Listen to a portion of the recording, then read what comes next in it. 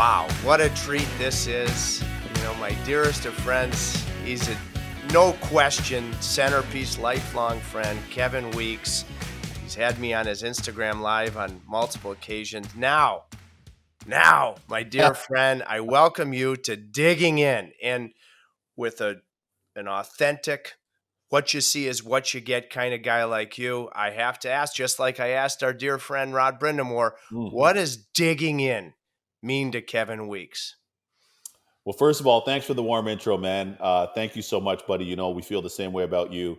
As far as digging in goes, to me, it means next level, taking it to the next level. You're at level 1, go 3. You're at 3, go 5. At least attempt to. And what's interesting is a lot of people don't realize that not a lot of good things are on the surface per se. I mean, some are, but you've got to go deep if you want oil. You got to go deeper if you want diamonds. You got to dive deeper if you want the right seafood. So you understand that, the different analogies that I'm giving you. But in sports and in life, and the great Roddy Brind'Amour, a great friend who we know and not only believe, but we know as a Hall of Famer, just hasn't officially been enshrined in the Hall quite yet. In the Hockey Hall of Fame, that is. Nobody exemplifies that better than him in all walks of life. So digging in is about taking it to the next level every day, even when you don't feel like it, even if it's not convenient, even if it isn't the most ideal, but mentally, physically, and of course, in terms of life goals, that's what I love about digging in. That's a great name, man. I love that name, by the way. Great title. Well, Weeksy, where I came up with it really was because I'll stop by the coach's office when I'm going through there to do a bench interview at the beginning of warmups. And, every team has some players that at times perhaps are on the perimeter. Sure. And those players, I always tell, Rod and the coaching staff, don't worry. At the end of the interview, I'm going to say, thanks, so-and-so, and you better dig in tonight. So yes, I love it. I love it. That's so true. That's so true. And you know what? Hey, listen, in hoops, and as much as I love hoops, they're 3-pointers. In hockey, there are no 3-pointers. You're not scoring from distance. You're not getting 3 points for every goal that is beyond that arc, so to speak. So you've got to get to the paint. All the great players, they dig in, they get to the paint. I mean, it's a lot more akin to golf in that the closer you get to the cup or the pin in golf, the more likely you are to score. You increase your probability, I can't even quantify, to X that much more by being closer. So you got to dig in, man. You can't be on the perimeter, not in our sport. No, you got to have some jam. You got to dig in. You know that. Get sandy. You have to. Oh, you've always said get sandy. Well, you have me totally rattled right now because you mentioned golf. Now, I dig in the wrong way on golf because I take divots that have real estate value. Me too. I do too. That's a different, that sport is a different sport. That too is a humbling sport in the sense that not anybody can just step up and play it, no matter how athletic you are or athletically inclined you may be. That is a specific skill set that is highly hyper specialized. So it has a way of humbling people. A lot more people that play recreational golf and that play at their member guests, they think they're a lot better than they are. There's a reason why the PGA Tour is what it is. That sport is very unforgiving. It's a perfect segue for me, Weeksy, because these COVID times, I haven't played a lot of golf, but I was playing golf a few weeks ago, and I got a call from Rod, and he said, these tragic events over the last many weeks, George Floyd and everything else that's happened. And he called me on the golf course and he said, gosh, as always, Weeksy, not only he just gets it, but the way that he speaks. He was so proud of you, inspired by you. And I have to tell you, because we've been friends for 20 years and close ones. Candidly, I've never, as my friend, I've never even seen the color of your skin. I never have. It's never even occurred. I've just seen a guy that I love, and you get better each and every day. My question: you've been on the forefront of this as a leader, speaking with intelligence and calm. How would you capture where things are at right now? Well, thanks for that to both you and Roddy. My parents always taught my sister and I, even to this day, they always espouse this, that quality values quality. And that's really where it starts. And I think a lot of that really starts at home. And in terms of how you're raised, your environment, the friends that you keep, a lot of times people say, show me your friends, I'll show you your future. And if you're around good company, quality people, open-minded, objective people, and if you come up in that type of environment, for the most part, that's what you want to be around. And unfortunately, the opposite is also true. As far as where things are today, I think the best part about today, through these horrific circumstances and needless murdering at the hands of police brutality, um, I would say that the best part about today, or the silver lining, is the fact that we're actually able to have the conversation. And it shouldn't have to come vis-a-vis somebody like George Floyd, or Breonna Taylor being murdered, or Ahmaud Arbery, or anybody else. It should never have to come through that. However, I think the graphic nature of their murders, the fact that they were documented, because most people have a smartphone nowadays, and the very fact that it was indisputable evidence, which it shouldn't have required to bring the conversation forward, but it is undeniably true that in having that undeniable evidence, it's brought the conversation to the place where we have it today. And it's allowed for maybe a very inconvenient conversation for some people, one that a lot of people just kind of turn a blind eye to, and I don't want to talk about it. It doesn't impact me. It doesn't affect me. It's not in my sphere. I don't want to have that conversation. To rather, it has put itself up front and center. That has become a global conversation. And certainly here in the United States, and even back in Canada, it has become more of a universal conversation, as opposed to what was at time more of a niche or specialized or situational conversation. So I would say COVID too, Tripper, the fact that we've had this unfortunate situation with COVID and all of the negative impacts around it, but people are able to be more empathetic, more compassionate, more attentive, because not everybody's commuting to and from work or commuting for personal travel, etc. So I think those two combined factors have put the conversation where it is. That's really the key for me, is that the conversation is now on the table and it can no longer be ignored. It's really important. How can hockey, greatest sport on the planet, right Mhm. from the grassroots level, whether it be you in the Toronto area, me in Detroit, and all of the other youth programs, right up to the NHL, be a tremendous vehicle for inclusion?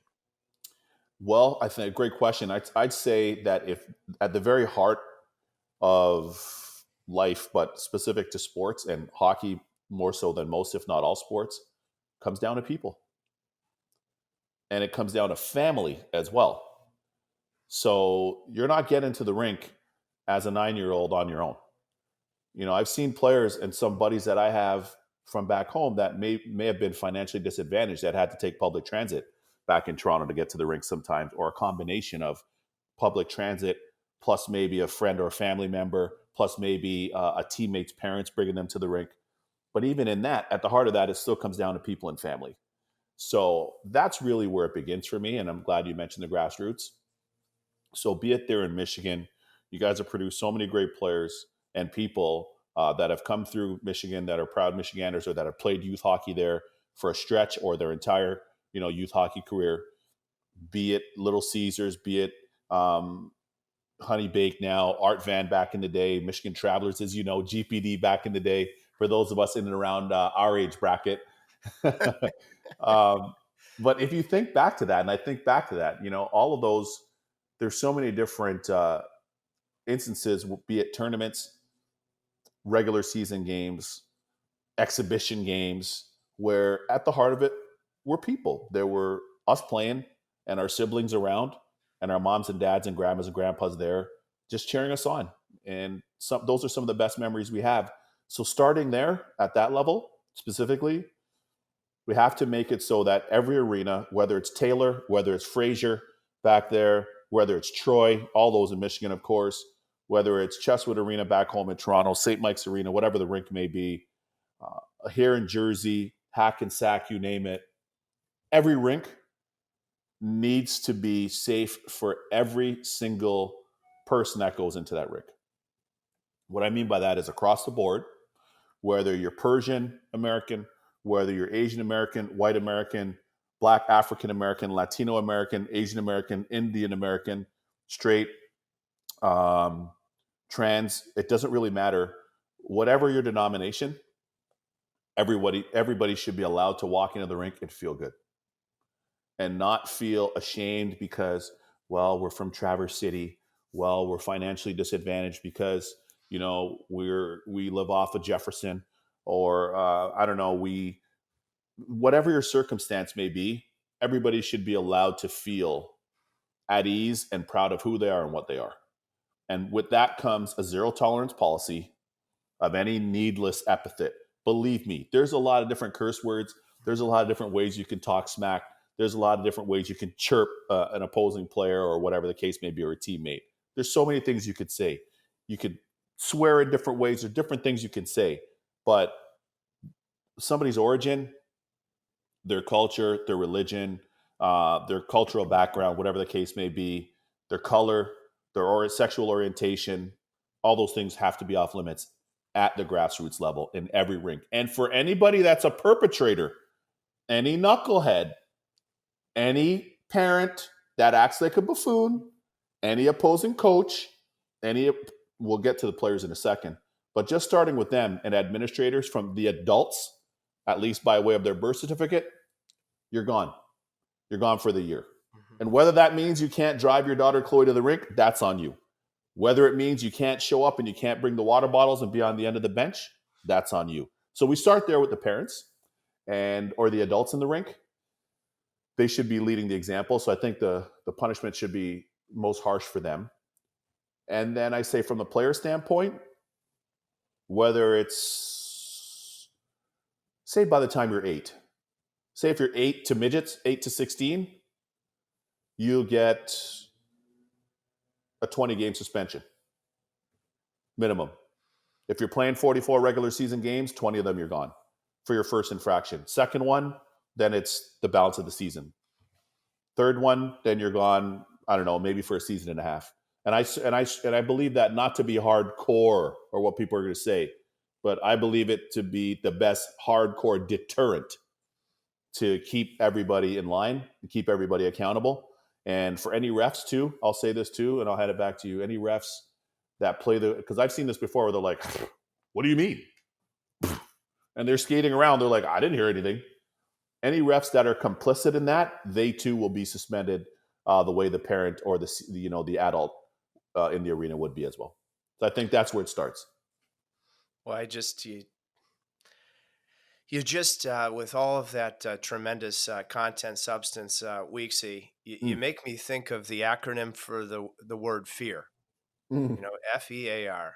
Right. Face everything and recover. So you want the referee, if it 100. happens to be, you want him to get real and face it, or F everything and run. And Right. You don't want that. And I know one of my favorite, there's so many, you talked about getting Sandy already on the podcast. Deep is another one. And, real, Yeah.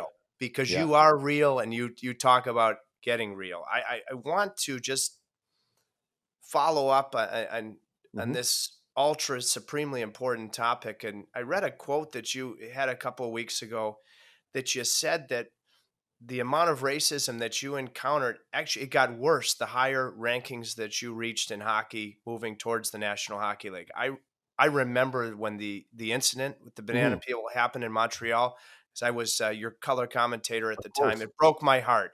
Why do you think it happened for you that you ran into more of it as you climbed the hockey ranks?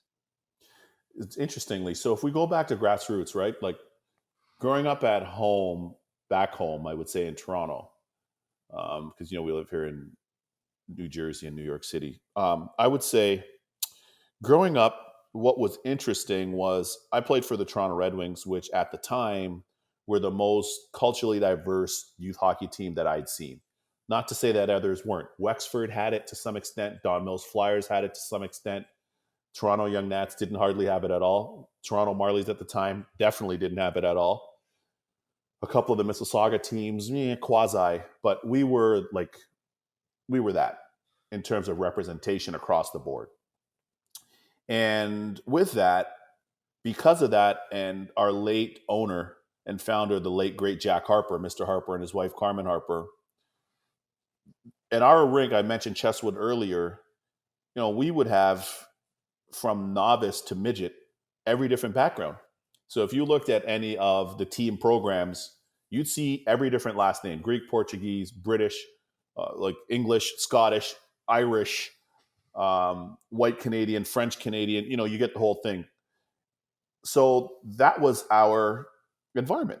So all of our teammates were of different backgrounds. All the parents, by way of that, of course, different backgrounds. So everybody just intermingled, and there was a cultural fluency and an ease and a cultural cross country cultural competency and fluency, which was amazing. But in saying that, what was interesting as that was our experience. So imagine Tripper, and you climb the ranks yourself. Adam becomes Pee-wee, Pee-wee minor bantam, bantam midget, and then of course you go on and go to Harvard and do incredible things on and off the ice there. But for those of us like yourself who have climbed the ranks, once I got to junior and I got out of that um, Toronto, kind of greater Toronto area specifically, but once I got to junior, I think for a lot of people, it was like, oh my gosh, well, this is kind of real. Other people, that is, right? So a lot of them are like, oh, wow, well, oh my goodness, he's a top prospect. Yeah, but I've been that since I was 13. But I don't know if they thought I would have fizzled out. I don't know if they thought I would have chosen another sport. I don't know what it is. But all that to say, that's when I started seeing it, Tripper, to your question. And that's where I started experiencing it on the ice in certain instances. And then that's from opposing players. And that's also where I started hearing it from fans. So, for example, if we're playing in Kitchener against Kitchener Rangers, even though it's only an hour west of Toronto on Highway 401, my parents are at the rink and my sister's at the rink, whoever, family member, buddies, whoever. And then you start to hear people say things. Kitchener, London, which is weird because Freddie Brathwaite was playing in London, which was random. And Freddie went on to have a great career himself. And Sault Ste. Marie, North Bay. So then you're like, hold on a second, this is really weird. Guelph. So then that's when it started to become more prevalent for me to that point. And ironically enough, when I played in the minors, either there just up the road from you for the great Detroit Vipers, no issues. Fort Wayne Comets in the old IHL as well, no issues. American League in Greensboro, no issues for the most part there either. But then once I climbed up to the NHL, then I started to see and feel it, be it a different managerial person on the team you're playing for, be it a different fan, be it different writers. Obviously, highlighted by the incident that you were referencing in Montreal during our playoffs in 2002. But there are a lot of things that were subtle. There are a lot of things that were not so subtle. That was the most blatant. That was to the eye anyway. What was your process during those? During any of that? Yeah. The biggest thing for me was you hear like basketball players say, I'm here to hoop, or I'm here to stop pucks and stone people.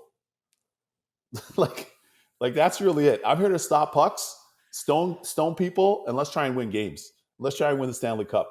That's really honestly like at the heart of it for me, and live my dream, which was to make the NHL since I was 6 years old. Clear as day.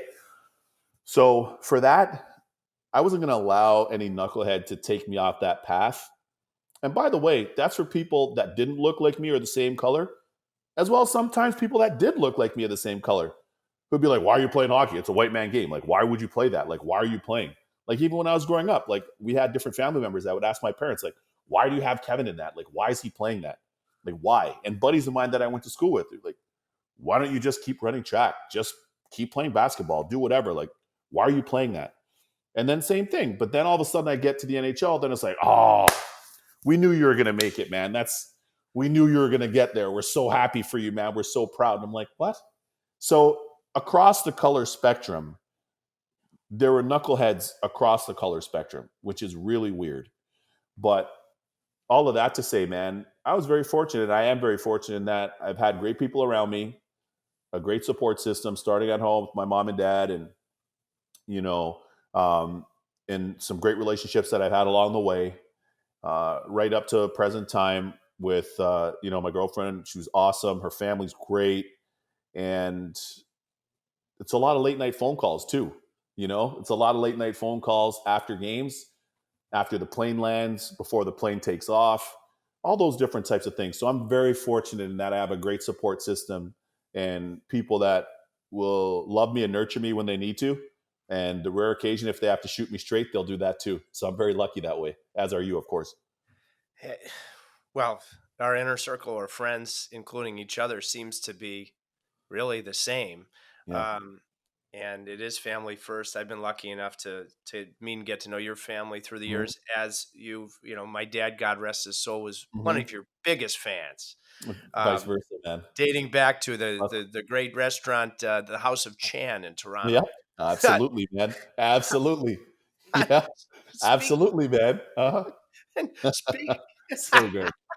So good. I speaking of can see it now. speaking of the city of Toronto, Yeah. segueing, you mentioned Uh, Rod's Hall of Fame candidacy yeah. earlier. Weeksy, you've made your point very clearly. I ask you, it's probably A, B, C, D, E, F, G. Why does, even among the other great candidates on an annual basis, why does he clearly deserve to be there in your view? I mean, listen, I know the things I don't know. We were just talking with you guys off camera.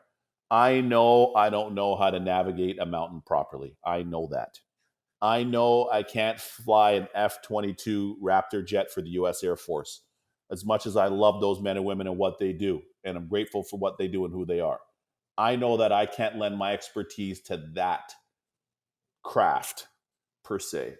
But what I do know is it comes to hockey and it comes to people and it comes to hockey, I'm a subject matter expert. And I always try to see this through a lens of objectivity. And I never allow my personal relationships, anything of that nature, to skew the way that I observe the game, break down the game, watch the game. I and in saying that, I played with and against a lot of Hall of Fame players. And I was very fortunate. And more to be named later, including Roddy. But of those that I played with and against, he embodies all the same qualities. All of them. I mean, every single one of them. So the human integrity, check. Work ethic, check. Conditioning, beyond check. Um, Dedication to the sport, beyond check. Leadership, beyond check. Played internationally, beyond check. Team captain, beyond check. Been to cup finals, beyond check. Won a cup, beyond check. Now coaching and help transform. And by the way, long overdue for you Caniacs out there. And Chirp, listen, let me take you inside something. I remember maybe 6, 7 years ago, maybe longer. The Canes were struggling in faceoffs. And I said to Roddy, I'm like, yo, bro, what are they doing? Like, it's you who's there. You know what I mean? Like if Larry Bird's coaching an NBA team or Ray Allen's coaching an NBA team, you can't be a bad 3-point shooting team. So my question at the time, like, why don't they use you more? Like, what are they doing? Anyways, spin it forward. I rest my case because we see the proof in the pudding now, with him being in his rightful place behind the Canes bench, leading that franchise, as only him and I don't know Ron Francis could have done in their time as who they are and what they are. And now, of course, Roddy's gone on to Seattle. We know that, and Roddy's at the helm in down there in Raleighwood. But there's nothing that Rod Brind'Amour doesn't have by way of prerequisites that are required for the Hockey Hall of Fame. If anything, he might over-index in a lot of those categories. Pardon me. So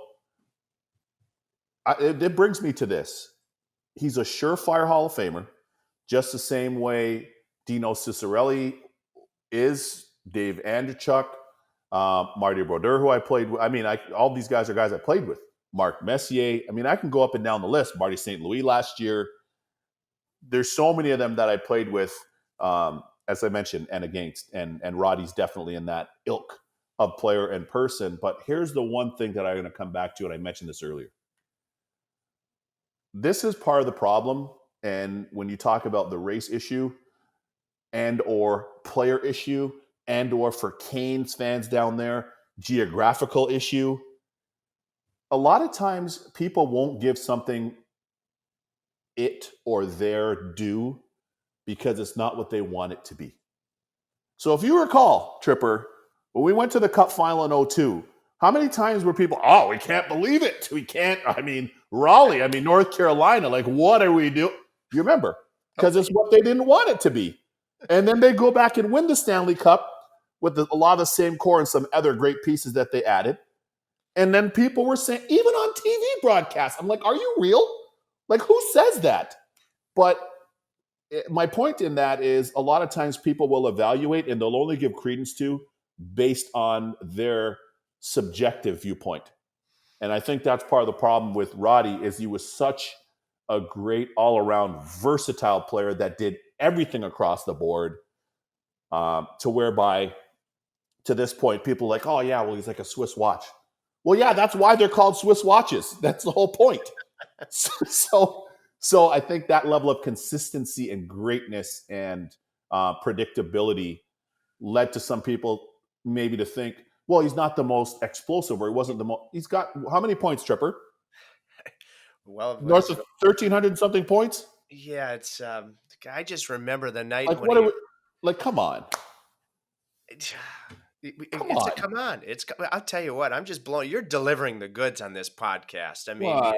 and I have Thank lofty you, but expectations for come you. on. It is a Let's come not be on. silly. Do you Let's not think? be silly. Get Do him you in there. do you think it should help him, but it actually hurts him that his personality is such that he literally gets uncomfortable when praise comes his way? So he's the antithesis of a self promoter. To some extent, but would McDonald's be McDonald's without them having the billboard saying over 1 billion served? Uh, but yeah, probably. You know what I'm saying? Because the Big Mac is the Big Mac.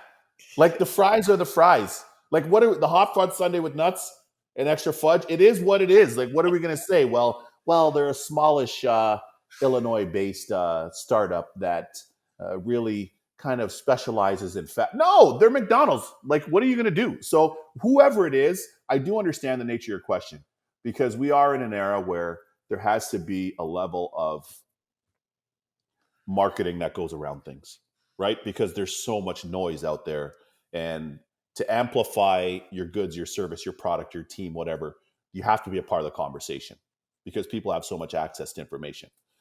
But all that to say, you should never have to hard sell a Ferrari. You shouldn't, or a Bugatti or an Aston Martin. They are what they are. Like there's nothing to talk about. Like the credibility's there. You get what I mean? It's the same as Roddy. The credibility's there.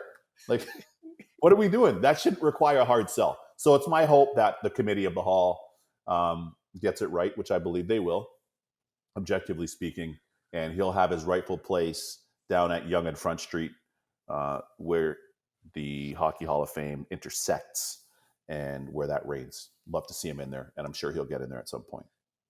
And of course, that resides again in Toronto. And you Mm-hmm. played that 2002 run to the Stanley Cup Finals, where you played that Hall of Fame laden Detroit Red Wing team. Mm, 2 rounds before the Leafs, New Jersey. mm. You were just spectacular. I think New Thank Jersey you. was the best team in the Eastern Conference that in terms of who you faced. I Mm-hmm. think they win the conference if you don't beat them. But I want to get into the head of a goaltender Mm. during an overtime of a playoff game. Now, you weren't quite facing elimination in game 5, and you make that colossal save on John Madden before Josef Wasicek scores the overtime winner, God rest his soul. Mm. But Bless him. what's it like for a goalie in overtime of a playoff series, and then even to the nth degree if you're facing elimination? Are you nervous? Are you fun? What do you tell your mind? What do you remember about that particular overtime to grab the moment, not let the moment grab you? It's not going to show, but I got goosebumps talking about it. I would say the biggest thing for me was next shot, next save, can't lose. next shot, next save, can't lose. That was just kind of, that was part of it. And then honestly, I don't think I've said this to too many people. That spring, I was loose, hyper focused, but loose. It was like on the edge. So if you look at a razor blade, you could use it for great things, to shave, to whatever. If you use it irresponsibly, it could work against you. So that's kind of like your mentality. And that's how my mentality was. The one side of it is next shot, next save, can't lose. And I swear the other side of it, and I'll say this probably publicly for the first time, is I put myself back in a mind frame where I was playing youth hockey again. Sounds counterintuitive to you. But I put myself the other edge of my brain. I was like, I'm back playing. I'm playing Toronto Red Wings right now in the playoffs. That's it. That's who I'm playing for. Like, just loose and let's go. So I felt like that balance of urgency and intensity, again, was balanced by loose, a familiarity, even though I physically hadn't been playing in NHL Stanley Cup playoffs prior to that, and an ease and a joy of the game. That was kind of the balance of where my mind and body were for that. And what really helped me for that, Tripper, is when I got traded. I mean, even prior to, even when I was in Tampa and I asked to be traded because they got the great Nikolai Habibulin. But people don't know, Habby really helped me a lot. He helped me a lot. Him and Jeff Reese, who are goalie coach, they helped me a lot. Because I was going on the ice early with them every day. And Habby was going on the ice early every day to do his drills. And he played a style that I was kind of morphing into. And my great goalie coach, Sudsy Maharaj, who's now with Anaheim, as I said, he's with the Ducks. But I like, as an NHL goalie, I completely rebuilt my game through Sudsy in the offseason, like from scratch. So then in playing with Habibulin, he was further along and he was an all-star and he was great and he played the way I wanted to play. So you put what I was doing in the summers together with what I was doing when I played with Habibulin and him and Jeff Reese with what I was learning from Sudsy, and I put it all together and it all came together at the right time when I went to Raleigh. But what's also cool about that Canes team that I tell people is, color aside, which is interesting since we're having this conversation, that was a non-issue for everybody in that room. It was a non-issue for the great Jimmy Rutherford and the great Paul Maurice and that great staff that we had, Dr. Stevens, Pete Friesen, everybody. It was a non-issue. Yourself, Johnny Forslund. There was a bit of familiarity because I'd played in Greensboro, right, in the American League. So I was comfortable in Carolina. It felt home-like to me. But I would also say this, walk in that locker room, everybody was a pro. So now I wasn't really the pink elephant guy because I was a goalie that had an 8-pack. Like, everybody had an 8-pack, or mostly. Everybody was doing a pre-practice workout. Everybody had a blender going on with a Myoplex shake led by Roddy. And you know what I'm saying? But we had all these different people. So I was no longer like this unicorn. That was the culture. Not a part of, that was the culture. So that really put me at ease. And honest to God, I felt like we had something special right when I got there for those reasons alone, which people wouldn't know. And one of the things that was so special, there were countless facets to it, but I want to ask for your tutelage for any team sport. Mm-hmm. You and Artur Zerbe, there's only one net. You both went back and forth throughout that playoff run brilliantly. Now, I've been in situations, having been a goalie, where the other guy, when he's in, because you want to get back in there, you're acting like you're pulling for him, but you wouldn't mind a soft goal, Sure. So, and you want guys to compete for the net. I mean, Yeah. these are competitive sports, so you're the perfect guy to ask. Looking at that situation, because you and Archer's pulled for each other absolutely unconditionally, how you balance being competitive and wanting that net, but also in earnest and truly supporting your goaltending partner. I think it comes with being really, like, I start again, being quality people. We had, two, we grew up in two different parts of the globe, two different cultures, but we had a lot of common denominators, which people wouldn't have thought. But we certainly had a lot of common denominators on a human side. And then, we're both, what are those? We both worked extremely hard. We've earned everything we've gotten. We're true to the game. We love the game. We love practicing. We love being in the gym. We would see Roddy in the gym. We would be in the gym. We'd stay on the ice after and do extra drills. We were both rink rats. We were consumed with the sport, like all these different things. In addition to that, we had, and I still have to this day, our great agent, Paul Theophanis, who, by the way, a lot of people don't know, during that run as a U.S. Green Beret, Delta Force, Special Forces guy, during that run, we're getting calls from him in different hot spots of the globe from a sat phone, a satellite phone, and he's in Afghanistan or wherever else, like defending the country. Hey man, what happened? How's the game last night? Saw the box score. So that also helped to kind of put things in perspective. And then, there was never any, like, his integrity is so high that the way in which he treated us both was just top shelf. So for us, I always say this: if you don't have any high school cafeteria needless drama, you're already ahead of the game. Do you know what I mean? Like, you're already in the, like, if you're a female, you're not like, oh my God, Michelle cut her hair. I don't like her hair. I want her jean jacket. If you're a guy, you're not like, oh my God, that guy thinks he's cool. Like, you lose all of that. Check all that at the door. And really, now you've shed that. So that was never a problem for us. So for him, it was sewing his equipment by hand, as you know, repairing his gear, practicing working out. For me, it wasn't repairing my gear. I like sweet new gear, but it was putting my gear on, working out, practicing, training, and pr- really over preparing to overperform and supporting each other while we did it and supporting our teammates while we did it. And I think that's a big part of why it works so well. Because if you've been around long enough, Tripper, as long as you have in your great tenure as one of the best broadcasters in our sport.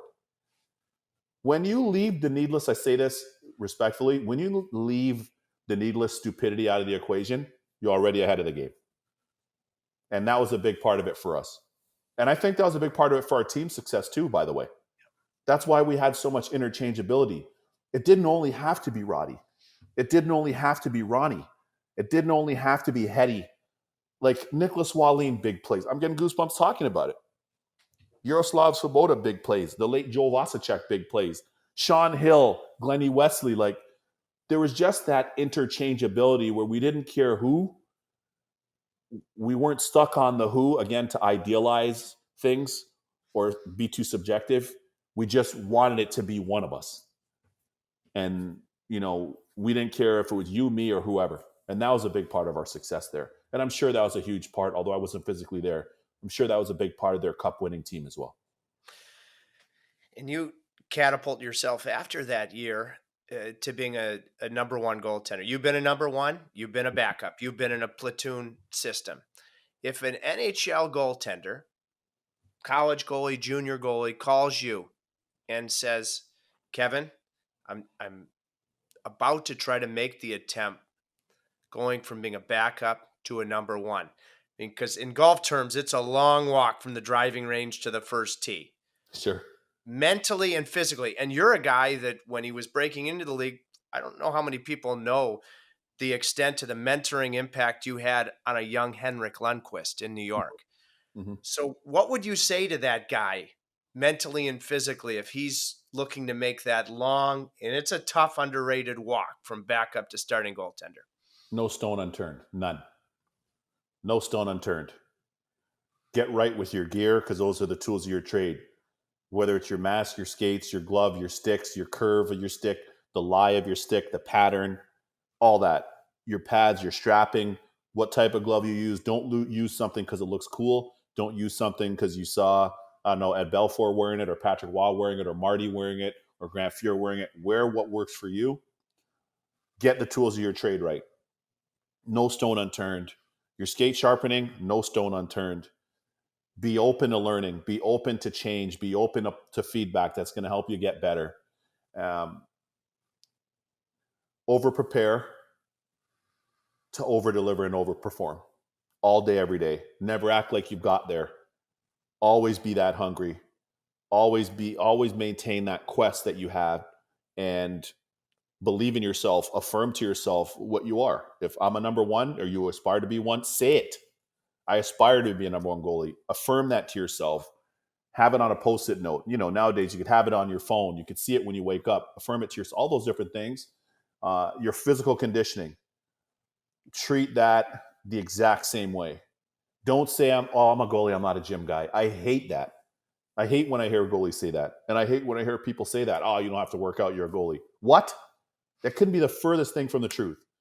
So apply yourself in the gym, apply yourself in the rink, put in all the extra time with the goalie coach. Devote yourself to the game. Invest in yourself. Don't sell yourself short. And I think a lot of people, they get a taste and they're like, oh, this is sweet. Or, hey, I like this. Oh, this feels good. I like this. This is a good thing here. It's sweet.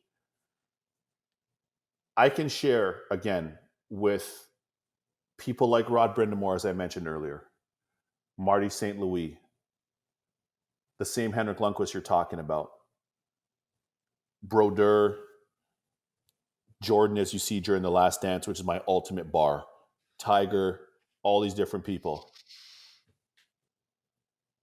They never stop. It never ends. You've never, quote unquote, arrived. It never ends. Habby Bullen, when I played with him, it never ends. It doesn't end for them. There's no buzzer. There might be a buzzer for the game, but that's only to say the game's over. But for them, all right, what's next? Post-game workout, stretch, hot tub, cold tub, Epsom salts bath, this, whatever, soft tissue work, massage table, acupuncture, protein shake. Those are all the things I was doing.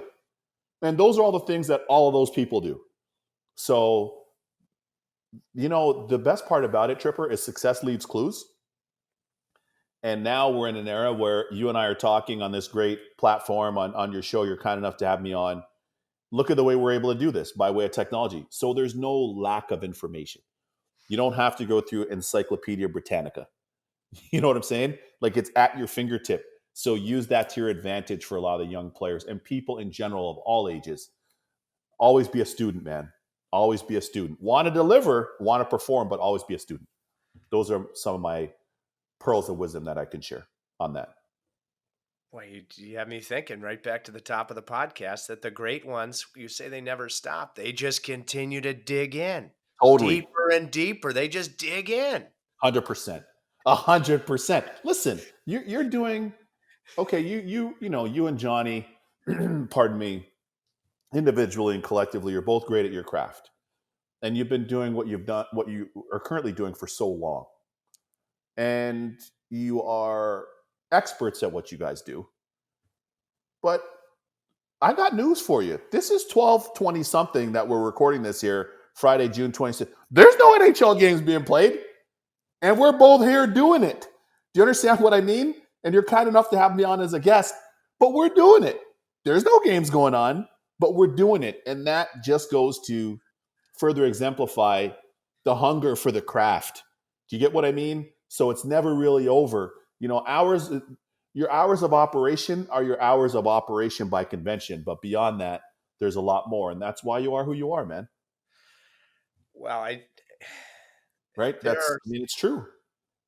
so many reasons I'm so proud to to have you in my inner circle. And Back at you, to man. get to You my know inner that. circle, you have to have personality. Okay. Yeah, So just saying. I don't we've like dry biscuits. It's not for me. we've I covered apologize. we've covered a lot of substantive meat, but Yeah, now let's have just a little fun. sure, man. Now, Roddy Brind'Amour said this best. You look like, whatever, your birth date is on your passport and your Oh, what license. a You look beauty. like you're 15 years younger. I mean, you do exercise, good, clean living, but I remember when you were on the Hurricanes, Yeah. I mean, you used to show up just as that bus was leaving, and you'd plow through usually with a pizza, and you'd nearly hit Jimmy Rutherford in the head, and that would have really got him because he's ornery after a loss. But Totally. because you were probably putting on all your lotions, which have Yeah. taken 15 years off your life. So I want detail. How many Oh. of those lotions were there, and what were the specific different lotions that are the key to your success facially? uh, I would say, listen, you know what? I came up, and my parents are very old school that way. And if you know people that are old school, you know that they're very prim and proper. Like, you go back to watching old television, right? Like, whether it's Leave It to Beaver, it doesn't really matter. Like, Ward Cleaver was always coiffed. He was dressed a certain way, present himself a certain way. You know what I mean? The Fonz on Happy Days, like whoever these characters were, whoever these people were, Billy D. Williams, like whatever genre you're watching, that's kind of the thing. And it's kind of a thing of yesteryear, but that really stuck with me from my parents, where always, be clean, be decent, be presentable, and be respectful. Respect your last name, but also respect the people that you're with, respect your team, present yourself properly. And that always stuck with me. So, specifically to that, I mean, I'm a big cocoa butter guy, obviously, especially being a black person. I'm a big cocoa butter guy, but also a big Nivea cream, like Nivea, old school Nivea. You can't go wrong. And I'll tell you what's funny is you're laughing because what's crazy about this is that's just the way that I came up, but I kind of took it to the next level. I'm a big fragrance guy. I won't say on here what my cologne is because I don't want everybody rushing to buy it. And you might physically have to go to Barcelona to buy it, or to Spain in general. So that's kind of one tip that I'll give you on what it is, but because it is from there. But all that to say, I'm always big in creams for your skin, like lotions or whatever. And then your fragrance, I'm always big on, and even deodorant, man. Like when I was young, I like guys used to always joke around, like Tripper, I'm gonna bring you back to your teen years now. Guys used to be like, "Oh man, I'm using right guard." I'm like, "Well, that's wrong guard because you're a little bit sharp. I don't know. It's not really working." You know what I mean? Or or they'd be like, "Yo, man, I got this Gillette aerosol." I'm like, "What aerosol? Like it's not Lysol. I don't think that that's the one." So honest to God, like I would horse around, and I got the tip early. I won't say who from. To this day, people can laugh at me all they want, but going back then, I use female deodorant. It's the freshest. So back in the day, Teen Spirit was the jam. Any different fragrance of Teen Spirit or Lady Secret or whatever, and I rock those to this day. Because you know what? It's nice to smell fresh and feel good and be clean. And here's the thing, and the boys would always chirp me, but this is full disclosure. I won't, because I never believe in whatever pinning the tail on the donkey with the fellas. But I'm just going to generalize. You know when the guys knew that it was important? Hey, Weeksy, I'm going out to dinner with my wife after the game. Can I get a little bit of that cologne? Come on, man. Or hey, my girlfriend's in town. She's visiting. Hey, my mom and dad are here after the game. I don't want to smell like hockey. See, even the doorbell just rang. I don't want to smell like hockey, man. I don't want to smell like hockey gloves. What do you have for me? So it's all fun and games until the boys needed to up their game. And then I would help them do that, all in good fun. So yeah, there's that detailed answer on that. Oh, that's where the rubber meets the road when they come to you for counsel when, Yep, it's go time. Um, totally, another totally. vehicle, it takes a guy truly comfortable in his own lotion skin to say this, but you Yeah. made it very clear to me right from the beginning of our friendship. Yeah. You're a bathtub, not a shower kind of guy. Why Oh the bathtub? yeah. I love baths, man. I mean, at anywhere I've lived, our house here, our place, wherever, different places, that's always paramount because that's relaxation. That's relaxation. You can set up something, you can get your Epsom salts and whatever scent you want. They are healing, they are regenerative, they're restorative. Uh, and if you have that with jacuzzi, with jets, all the better, man. You come out of there feeling like $1,000,000. So whether it's like a warmer, hotter kind of one, whether it's a colder one for recovery, whether it's kind of in between, everybody has their own preference where that's concerned. But I love the bath, and I spend a lot of time reading and learning. It's like supplementary education for me. You went to that fine institution of Harvard, and you know how that shaped you. So for me, having not gone there and having played junior hockey and turned pro so early, I've always loved reading, and I find that that's the way that I continue my learning and speaking to people. So whether it's this sports business journal on here, whether it's, which I know you're going to appreciate, La Cucina Italiana on some Italian cooking, whether it's this other sports business journal, like you name it, like, and these are coming up to the tub. They might go down to the sauna. I might bring them to the sauna, but they're coming up to the tub. That's supplementary education and rejuvenation at the same time. Here's one thing I'm going to say to you, though, right? Think about this, Tripper. You travel, you too are a distinguished traveler, world traveler, right? So here's something I want to impress upon a lot of the listeners. For the Caniacs and NHL fans and players around the world, here's one thing. A lot of times, think about this. You know, people go on vacation, right? And Tripper, I know you travel and we love travel. And I know you're going to say to me, Weeksy, I love Paris. Man, I love Paris. I love hanging in this district, blah, blah, blah, blah, blah. And you and I both know we love it. Then they're going to say, oh, this one hotel I went to in Switzerland, it was so amazing, blah, blah, blah. Then they're going to say, oh, I love this hotel I went to. I don't know, say the Grand Over Resort in Greensboro.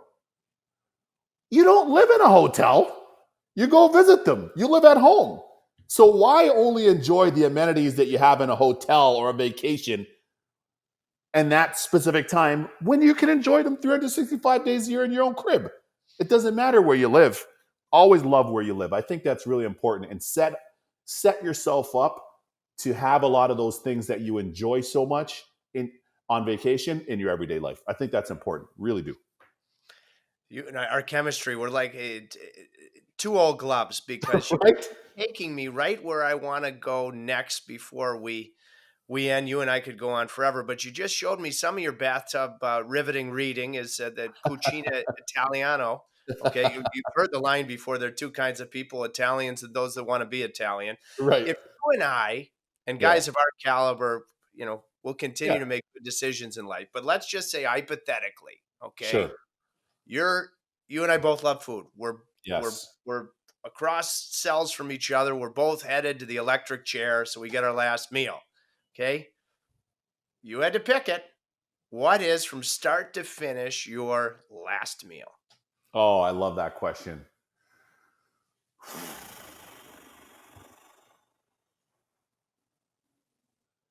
My default answer would be anything and everything Italian, hands down, or French.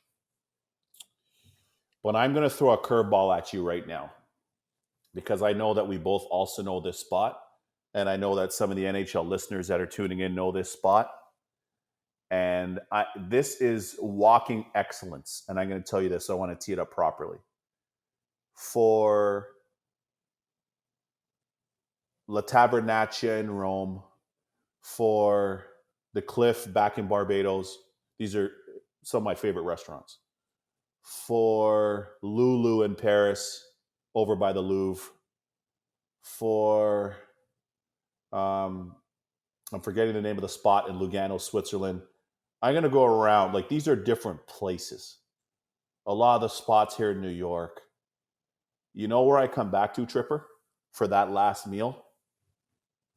The great GOAT, greatest of all time, Burns Steakhouse in Tampa.